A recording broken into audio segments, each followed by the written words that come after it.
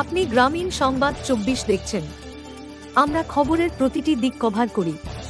আমাদের চ্যানেলটি সাবস্ক্রাইব করুন এবং নিয়মিত আপডেট পান।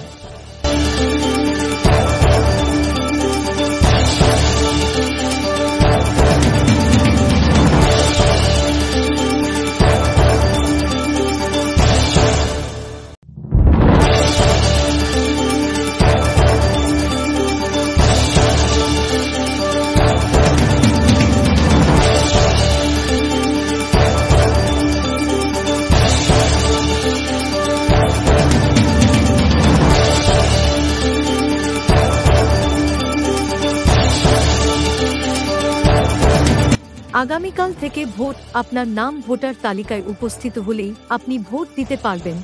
এটি ইলেকটোরাল রোল নামেও পরিচিত। ভোটাররা পোলিং বুথ, প্রতিদ্বন্দ্বী প্রার্থী, নির্বাচনের তারিখ ও সময়, পরিচয়পত্র এবং ইভিএম সম্পর্কেও তথ্য পেতে পারেন। নির্বাচন কমিশনের তথ্য।